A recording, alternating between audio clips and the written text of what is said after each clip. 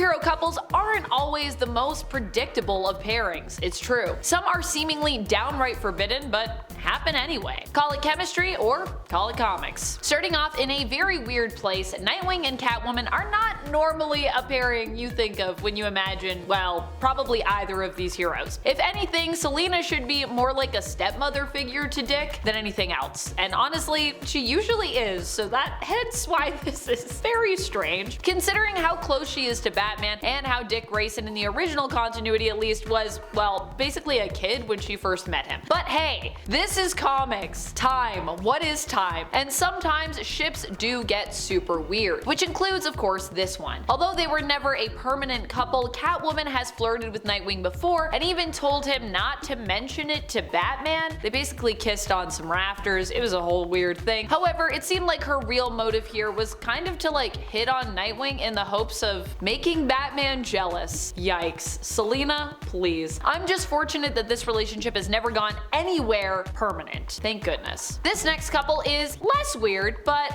still pretty weird. Honestly, what is the weirdest couple that you can think of? Let me know in the comments. I want to hear about it. And let me know if you think it's more or less weird than this next one, or than the last one. The last one was pretty weird, to be honest. Power Princess and Hulk are maybe not a pairing you would have guessed would have been on this list, but honestly, when I think of these two characters, their being together, for a night anyway, does make sense given what I know of them. However, it should be noted that they had to travel to a different dimension to make this happen. Power Princess ended up coming to the Ultimate Universe where she met Ultimate Hulk, and after fighting him, slept with him. At least it's very heavily implied. There have been a few different versions of Power Princess for those who aren't familiar with her. This one hails from the Squadron Supreme and is basically a Greek goddess, also going by the name of Princess Zarda. She's basically Marvel's version of Wonder Woman. If you were thinking that, yeah, she's basically that. And she initially had a relationship with Squadron Supreme member Hyperion, who was basically Marvel's Superman, or one of them anyways. They kind of have a few. Meanwhile, Ultimate Hulk is like 616 Hulk, but usually more raunchy and also gray. Hence why, although this is weird, it kinda does make sense. Heading over to the animated world of DC, this next couple is one that surprised me personally when I heard about it. Now you gotta keep in mind I'm coming from the comics here. I've heard of Superboy and Wonder Girl, but I never would have expected Superboy and Miss Martian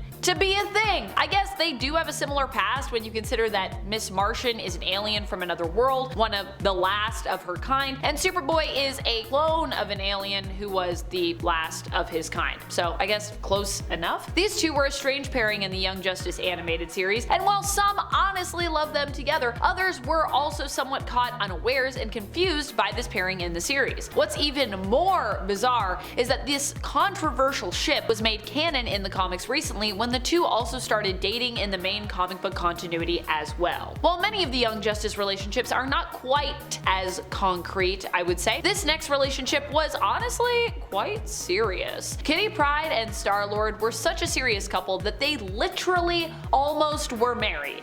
Yeah, they were engaged and it seemed like they may even actually end up together and tie that knot, despite them initially having a weird long distance relationship at the beginning, with Star-Lord in space and Kitty of course down on Earth with the X-Men. Kitty came to space to rescue Peter, and for a while they had some fun space adventures together. They got engaged and Peter ended up inheriting his father's role as King of Spartax after his father was overthrown, and also after Kitty basically saved all of Spartax. Yeah, it was a crazy thing. And if you're wondering, yeah, it is kinda like in the MCU where Peter, yeah, still has father issues. His dad might not be Ego, a villain in the MCU who's also a planet, but instead he is the villain Jason, the former ruler of Spartax. Peter's time as ruler added strain onto many of his close relationships, including his relationship with Kitty, and so the relationship didn't end up lasting. And then Kitty was gonna marry Colossus and that also didn't happen, so yeah. Personally, I ship Kitty and Magic. I'm still waiting for that to happen. Going along with the lines of the oddness for me of Catwoman and Nightwing, we have this next couple. Now, if you're a fan of the Young Justice animated series, you likely have seen this one before, as you likely previously were familiar with Miss Martian and Superboy, and if you didn't know about it, I would be surprised. Especially if you say that you've watched Young Justice. I'd be like, wait, but have you? But I've included it because, like I said, as someone who has yet to watch Young Justice, I know, I need to get on that. I hear you all in the comments where you're like, Amanda, why aren't you watching Young Justice? You need to watch all of Young Justice. I'll do it eventually. eventually. This relationship though did surprise the heck out of me as someone that isn't familiar with the show. Coming from the comics, Zatanna is often firmly shipped with John Constantine and sometimes in other animated series and the comics Batman. Considering that these characters are generally seen as being from an entirely different generation, seeing her shipped with Nightwing was honestly surprising to me. Apparently in the show it was also considered a controversial ship among fans, probably because of that comic book history. Let me know what you think of it in the comments. Are you here for Zatanna and Nightwing? How do you feel about this ship from Young Justice? How do you feel about all the ships from Young Justice? What's the best one? Should I watch Young Justice? The answer is definitely going to be yes. I doubt anyone will say no. This next one isn't as random, but most people would simply not think of these two getting together.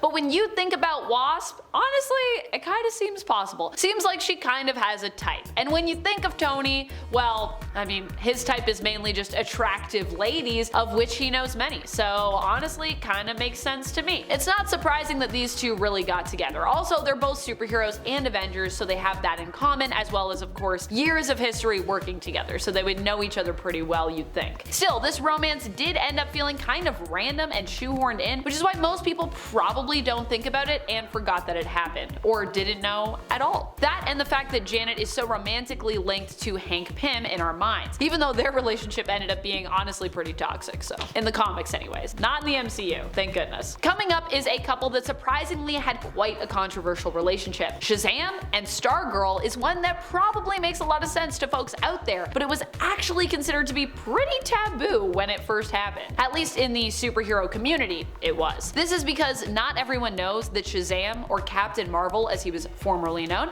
is Billy Batson in disguise. Most people think he's a grown adult superhero, although with how he behaves sometimes, it's odd that there aren't more people who are honestly suspicious of this really, but hey, I digress. Stargirl, however, doesn't have an alternate form. She always appears as her true age, looking like a teenage girl, because, well, she is a teenage girl. And I think you can see where the issue comes in, despite the fact that Billy and Courtney were actually around the same age. If not, actually I believe they were the exact same age. I think they were both 16 when they kind of started getting together. Their blossoming romance though had to be cut short when Billy refused to let slip the truth of his secret identity. To put his fellow heroes at ease and maintain his secret, he just basically decided to cut off their relationship. Although I think he also left the JSA after that, the Justice Society of America, so I don't know. Seems like a weird choice, but I guess, you know, probably shouldn't do that if you're going to tell people I'm actually a teenager. It's fine. It's still a weird thing, even if you are a teenager, to be honest. I was surprised at how well this next very randomly seeming couple worked. She-Hulk is the character that I know quite a bit about when it comes to her romantic history. I've done a few videos talking about She-Hulk here on the channel and her romantic past, but this is a relationship I never would have guessed would have worked for her, and yet it really kinda did. Honestly, when I was reading this comic, I was like, wow, what a random pairing. There's so many other people I'd rather see She-Hulk with, but they won me over in the end. This relationship comes to us from the previous 2021 She-Hulk series. I think Marvel relaunched She-Hulk recently. I think there's a new 2023 series or something like that, but it's with the same creative team though. I need to go and read it. I need to get caught up on my She-Hulk, so pardon me. So we're back to one now, and back to Sensational She-Hulk. That's the new title for the relaunch, but the new old title. But in the previous run by the same team, we saw Jen return not just to her job as a lawyer working to defend superheroes, but we also saw her return to having a relationship with a character who was long believed to be dead, Jack of Hearts. And this time their relationship was not just as colleagues and friends, it gets quite romantic. How is this possible given Jack's powers? Well, they've actually been nullified, which means that he can touch Jennifer without having to worry about interfering with her gamma radiation, because that was a whole issue, especially the last time they were together, and it's recapped in the comic as well for you if you didn't know about it. And honestly, Jack's romantic, kind, and gentle nature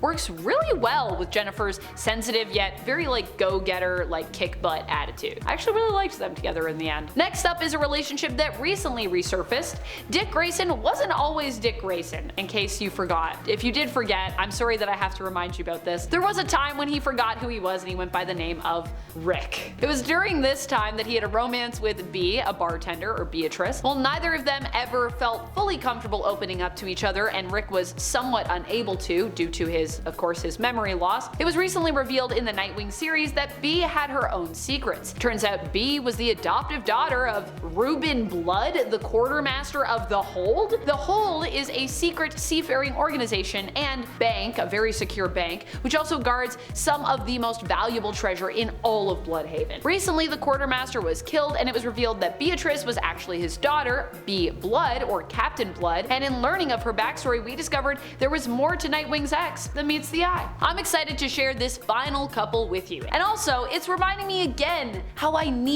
really need to read through all the Jed MacKay Black Cat stuff. Honestly, it just looks so good. Fun fact, Black Cat is another one of my bi babes in the comics. What is a bi babe, Amanda, you may ask? A bi babe is a bisexual character who is also a babe. Spoiler alert, most bisexuals happen to be babes, whether they be men, women, or any other gender, just FYI.